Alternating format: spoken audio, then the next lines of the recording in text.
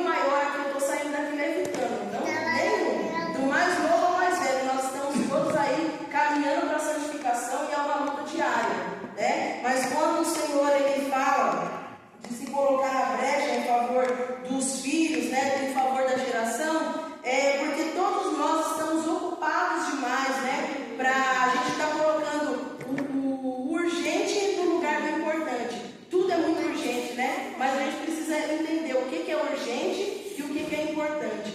O importante, ele não sai do primeiro, do segundo, do terceiro lugar. O urgente é uma coisa que, nossa, caiu o ventilador aqui no chão, a gente tem que correr, passar uma vassoura para limpar. Isso é o urgente, né? O importante é uma coisa que não pode mudar. Você tem que levantar, você tem que escovar os dentes, você tem que pentear o cabelo, tem que beber água, tem que cuidar da sua saúde. Isso é o importante, é uma coisa que não pode mudar para a nossa vida fluir decentemente, com saúde, com cuidados, né? Mas quando a gente troca o urgente pelo importante, o importante pelo urgente, a gente deixa de cuidar da nossa vida espiritual e torna a voltar lá atrás, no começo da humanidade. Quando Deus ele deu uma orientação ali para Adão, né? Uma ordem para Adão e consequentemente para Eva de não consumir daquele fruto, e eles trocaram, né? Ali, não é tão importante assim, né? E tudo isso, muitas vezes quando a gente não tem esse cuidado, que troca o importante pelo urgente, a gente vai estar sempre correndo atrás do prejuízo.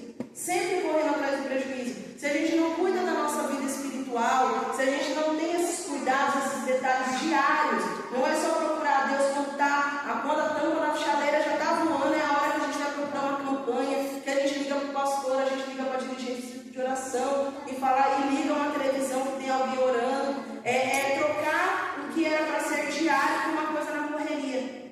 Então, quando nós falamos sobre pessoas que têm uma vida de oração, eu busquei um exemplo de uma mulher que me chamou bastante atenção, que é a Susan Wesley. Ela é do século XVIII, não sei se todos os irmãos conhecem, né? Mas quem não conhece pode pesquisar. Ela é a mãe de John Wesley, né? Que é o fundador da igreja metodista, né? Que ela tinha 17 filhos. Eu acho que a única pessoa que eu conheço, eu acho que alguns irmãos conhecem, que tem 19 filhos, é o pastor Túlio e a missionária Eunice, né? 19 filhos, olha, com um só, eu tô suando, né? Imagina com 19, que loucura que não deve ser essa casa. Menina, é muita criança, né? É muita criança. Mas são tempos diferentes, né? Que a gente pensa, nossa, quantas roupas para lavar? Qual que é a demanda de uma casa que tem 18 crianças para comer? Né? A gente pensa, para lavar todas as louças ali é quase uma frente de trabalho, né? Então essa mulher não tem nem como dizer que Susana Wesley era uma pessoa que estava desocupada, porque não tem como uma mulher que tem responsabilidade, né, que tenha 19, 17 filhos, que não seja uma pessoa ocupada. Mas mesmo assim, a história da família Wesley é exatamente que era uma mulher que ela mesma, com os 17 filhos, ela teve mais que vieram a falecer, mas ela tirava 1 hora de oração todos os dias para orar e para ter um direcionamento de como criar os seus filhos. Né? Quando a gente vê a história de algumas mulheres da Bíblia e até mesmo contemporâneas, né? Século XVIII, século XIX, XX, né? A gente olha algumas experiências que não estão tão distantes da nossa realidade, né? Porque assim, ela tirava 1 hora por dia para orar. Então, uma pessoa que entendeu a necessidade de ter um relacionamento com Deus. E quando se tem filhos, netos, pessoas sob a sua responsabilidade, essa responsabilidade ela aumenta, né? Porque você começa a enxergar pequenos detalhes, ou então quando a sua visão espiritual quando você tem um relacionamento com Deus de oração, você começa a ver coisas que com os nossos olhos carnais você não consegue perceber, que o Espírito Santo vai tocando na sua mente, no seu coração. Quem tem a sua caminhada recente com Deus, são coisas que você fala, não, isso aí não tem nada a ver. Aí quando